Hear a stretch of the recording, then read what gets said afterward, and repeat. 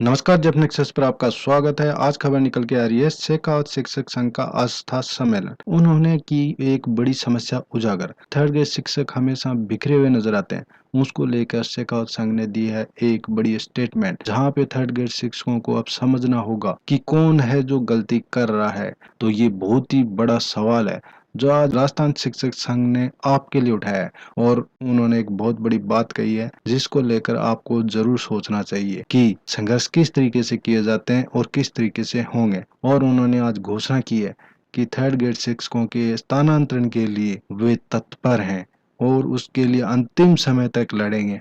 उसके लिए third grade शिक्षकों को करना क्या है वो उन्होंने बताया है, तो जरा वो आप ध्यान से सुने।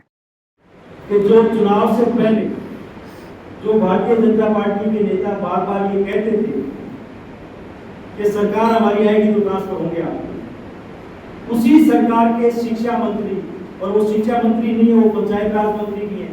असल में सरकार में सबसे बड़ा अगर पोर्टफोलियो किसी के पास है, शिक्षा और पंचायत मिला दो तो आधी से ज्यादा सरकार हो जाती है।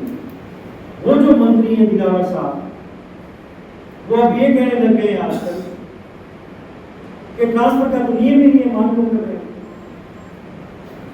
ट्रांसफर का नियम ही नहीं है तो पहले कैसे ट्रांसफर होते थे?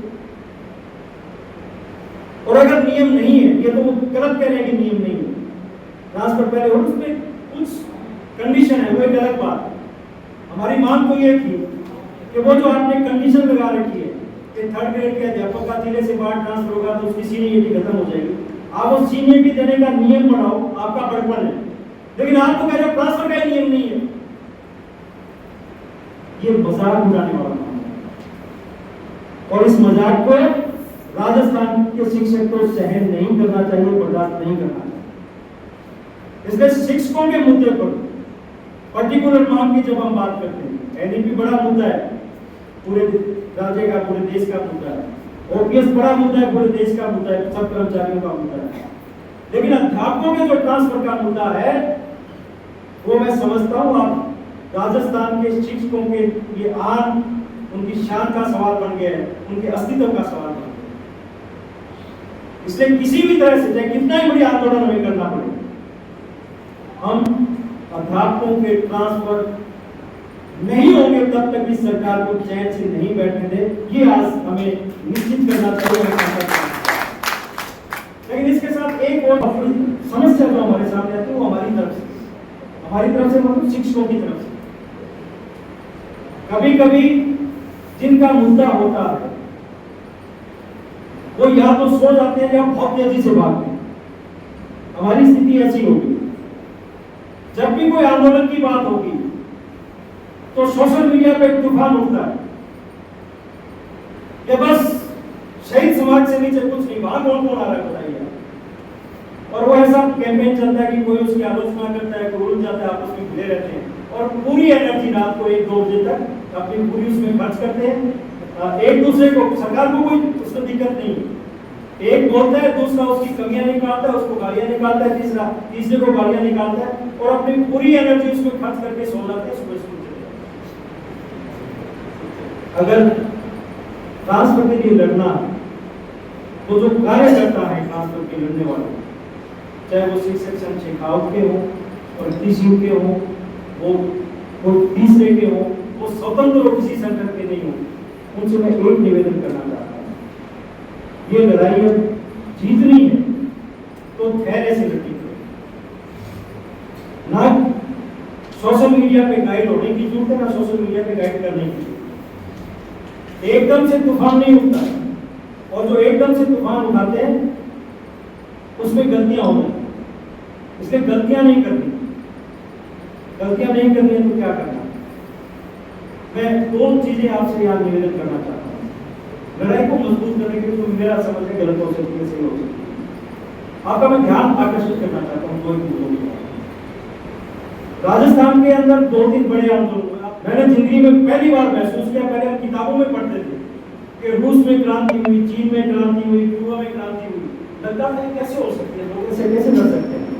पर हमने देखा वहां आम जो किसान था मिलिट्री से लड़ने के लिए तैयार, कर्फ्यू को तोड़ दिया लोगों ने।